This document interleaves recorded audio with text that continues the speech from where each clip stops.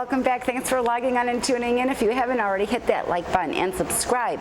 That way you can keep coming back over and over to hang with us and our wonderfully talented and creative guests in the arts and entertainment world. I'm Allyson Murray, and right now we're in Syracuse, New York for the Intuitive Expo hosted by Pam Denton, and we're hanging with healer, teacher, empath, Michelle Howe. Thank you so much for hanging with us. Thank you. It's great to be here. So you got a lot of stuff going on. Let's start with healer, empath. Yeah. Tell us about your gift. Are you naturally born gifted? I was naturally born from my mother, like everybody else. Yes. Actually, as like a healer, empath, teacher, that it's the title that I have now. I mean, I didn't know any of these ideas or concepts. I went to school for accounting. I became a CPA. Oh, my goodness. I did business consulting. And now, in my 40s, I realized I was really empathic. And I'm like, why didn't I know this before? And this could have really been helpful to me all those years. That it's not like I struggled a lot, but I was missing key pieces of what the journey was and why I was moody, why I was tired at times, why people told me their stories. And I really came alive into more of who I am when, of course, I had to be hit by a 2x4, I say, in order for me to even take a look at what this was.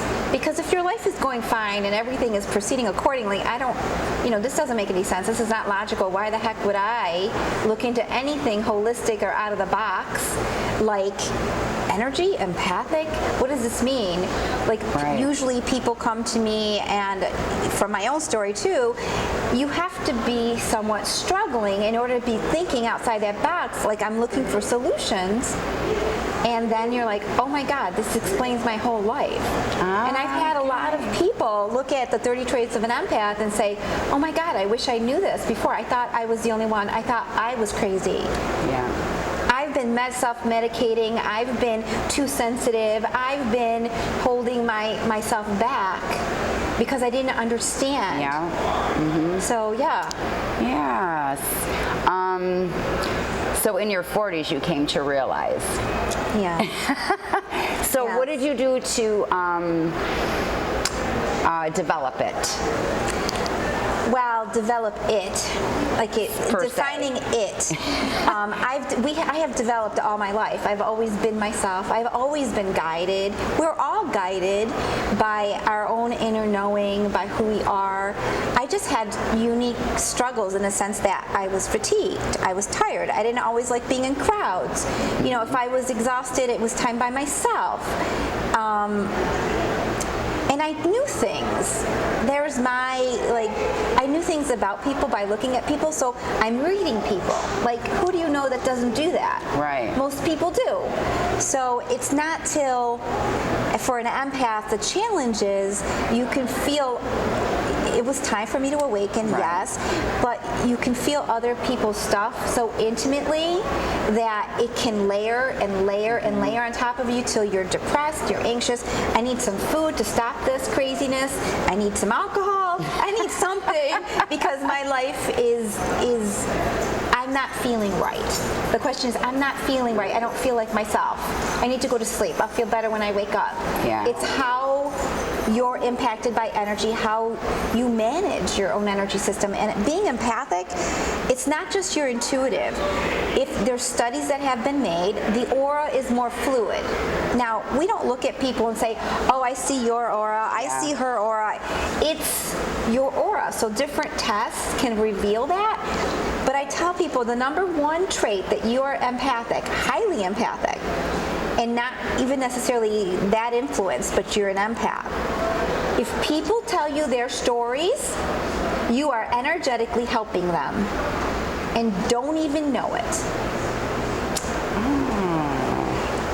And you have the heart. Yeah. There's a recognition at a soul level. You can help me. And they just, and usually it comes with an openness. The person that's the empath is open. And here comes this other person. Here's all this stuff that's happening. I have this and I have that. That is part and parcel of it. And of course, being an empath, you can't really turn it off because it's in you. But can you put that wall and say, I don't There's a want lot of it empaths today? out there that don't want any part of this. They go the other way. I don't care, I don't care, I don't give. It's not going to feel good in them. They harden up. A lot of people, they harden up. But in the end, they'll end up in a depression. They will end up so isolated and on their own because their own light, they haven't allowed themselves to feel. You have to feel. Like in today's day and age, a lot of things are, well, is it logical?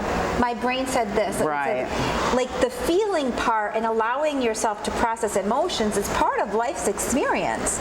Empath or not empath, everybody is empath. Everyone has these emotions. Yeah. So it's the hard part for someone who's very empathic is you're going to feel them. People are oozing out and not able to figure out how to handle them, and they go to an empath because in some way we can energetically help them. But the issue being is when the empath is always helping, the empath could be absorbing. Yeah, I was just going to say, yeah. Absorbing, and then they're not taking care of themselves. They end up ill. They end up ill and they don't know why. They don't know anything about energy. I was just doing this, and this. It's an energetic exchange with every person that you meet. Mm-hmm. So, Yes. yeah. So do you read people? Naturally. Of course you do. Of course I do. Do you know anyone who doesn't? No, I seriously. don't. No, really, no. I think every person that I come in, I do. I do. You're I get sensing the vibe. Their vibe. You're feeling the vibe of another person. Absolutely. Yeah. Do I stay away or do I approach? So you use exactly. it as a gauge to tell you who the other person is. Yeah. And Yeah. some people feel good to be around, and other people do not. Yeah. So That's true. Very true. And I do that. Yes, I do. So how long does a reading last with you? I don't do readings. I don't call them readings. I look at it more as a transformational session. Okay. I do like hour and a half sessions with people, and generally I see, okay, what's going on? I ask them. Technically, I could do a reading of their chakras. I could do all that, but I ask them what's going on because typically they already know. Right. So then I hear, or they write down a story of what's happening. I look at the pattern, I sense what's happening, and I give them tools. So the sessions are about tools, sacred space for healing, but also they need to understand where they're limiting stuff. They need to take ownership of their own journey. So it's not here, let me just do this for you. It's right. Let's do this together. Let's see what you're ready to understand. And typically, I'm working energetically with people. Like, I'm talking, but the energy's doing that because I've very developed.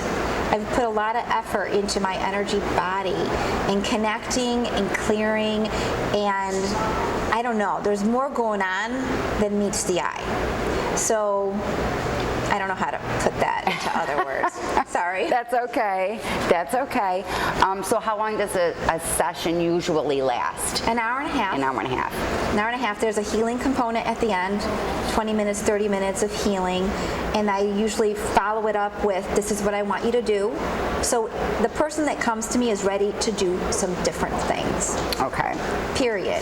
Yeah, and then do you find that some are resistant? Maybe? Not the ones that come to me. Well, and to be in all fairness, I see where they are. I only give them what they can handle. Okay, that's so they can be successful.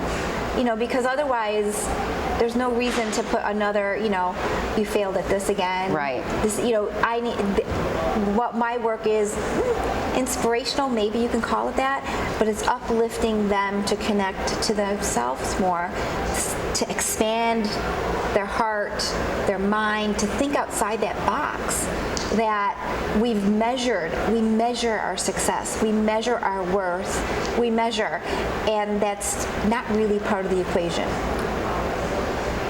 Unfortunately. I mean, it's not part of the equation, but I have one girl who's in her teens, 17, 18, and her mother's like, she needs help. She is definitely empathic. and we are our worst critic. And it's not what other people necessarily think or say. It's what she's sensing, and she's magnifying it. And it's that love that nobody taught us love comes from inside. We think that we get it from out here. No. People have other things to do. They're not in the business of making you feel good about yourself. They're in the business of themselves. Yeah, if you can help them, fine, but if not, so if they're having a bad day and you're measuring yourself based on how somebody else reacts to you or what they say to you, you're going up a tough hill. Yeah. Because you can't hold yourself up on your own. You're looking for confirmation from somebody else. Now, everybody looks for a soft place to land, but at the end of the day, only certain people are going to be interested enough to want to hear and give us some positive, good feedback. And then the other part is, people can only give you who they are. Right. If they're wounded or upset in and of themselves, or unable to get to a place where they love themselves, or they're skewed in the way they look at the world, if you're empathic especially, they're gonna be able, and you're very open to all this, all of a sudden you have all their energy coming into you too, and there's the confusion. Yeah. Who am I? Who am I? Because a lot of empaths can chameleon. Yeah. Chameleon, what does that mean? Yeah. I can be whatever somebody wants me to be. Yeah. I can connect with whoever I want to. And it's a gift. Actually, a lot of salespeople have this gift. They can do this really well. But there is a point where there's a fine line of knowing who I am and getting lost in somebody else's energy. So that's where you have to learn, kind of. Yeah, you learn your boundaries, your own energetic boundaries. Yes. Tell us one of your most fascinating sessions that you've had. Like where you could actually feel the other person maybe healing from whatever was bothering.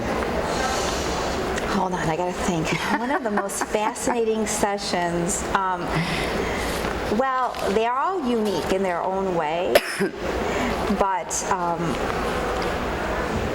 fascinating sessions, I would say it would be my friend.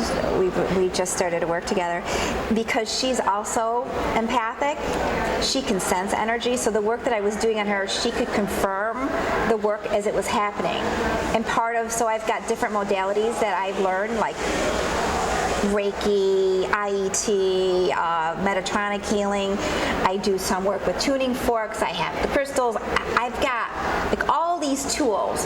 But at the end of the day, what I do is my own version of probably some sort of shamanic work. I just kind of put it together. Okay, what does this person need? And when I was working with her, she could see the impact on her body of the tuning forks. So I was doing some tuning fork work, and she's like, oh my God, that area is black. That area is yellow. Now this is like I'm watching, and she's giving me feedback, and I was just thrilled by it. And I've watched her life change since we started working. It's like she went through this huge transformation. So for me, it was like, oh my goodness. But she was 100% vested. She's like, it's the right time, it's the right place. Okay, I'm going to support you in your right time and place. This is what you're going to do. This is what I'm going to do with you. So it was beautiful. Oh, yes, that is. Oh. So where can people find you? Maybe make an appointment to come and see you if they need to. Well, my website is empathevolution.com. Okay. Or they can reach me at Michelle at empathevolution.com or call me. Beautiful. The phone number is on the website. I have a big Facebook community. I have Awakening Circle starting up for small, close-knit groups of women that are all empathic and ready to put the time and the effort into understanding themselves. So there is a time when people are into that, and a time when, but to be surrounded by others who can hold the same light that you can hold, it's like this wise group of women, and you activate one another into being like just more. I mean, every woman that I meet, and I say women more than men because women seem to be stepping forward first. Men also can be very empathic. we have so much wisdom, and in a safe place. And with the right questions, we can connect and get and not only discover that wisdom for ourselves, but share it amongst one another. And I always say, this is a self-healing journey. I don't care how much money you make, what job you're doing, how many kids you've had. This journey is about you becoming more of you and loving your time, sharing the love that you feel, because you already have it. You embody that, so that's what it is. Oh, that's so great. Harry, do we have time for a game? Yeah. We have time for a game. I like to play games on this show. Let's see. I'm going to play with you. Never have I ever. Have you ever played? No. It's like truth or dare without the dare. I'm going to play with you too. I like to embarrass myself. If you get a really bad one and you don't want to answer, you can put it back. Oh, she and just pick put another that one back. She just put that one back. Okay. Okay, you don't want me to pick one, right? You're Yep, picking you that. pick one. I'll pick one, you pick one.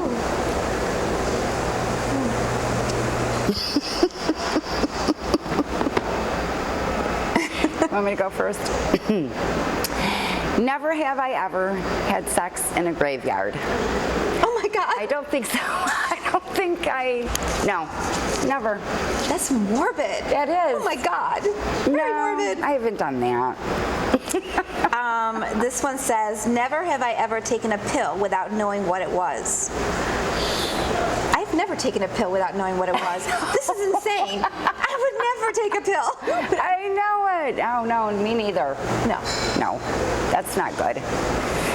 Anyways, I have had so much fun hanging with Michelle today. I am Allyson Murray, but before we go, we would like to give a very special thank you to our partners at Krypton Radio out of LA, Famous Faces and Funnies, Off the Chain Radio with Yvonne Mason, Space Coast Comics, Asylum Convention Entertainment Services with Heather Reed, Embellish FX out of Orlando, Florida, Celestial Healings out of Liverpool, New York. Without these folks, we couldn't do what we do. These are the folks that share our videos all over the World Wide Web, and we hope you will too. Don't forget to hit that like button, leave a comment, let us know what you think of today's show and our guest. You can also check our guest links below. Remember to subscribe, log on, and stay tuned to see who we're hanging with next. Harry.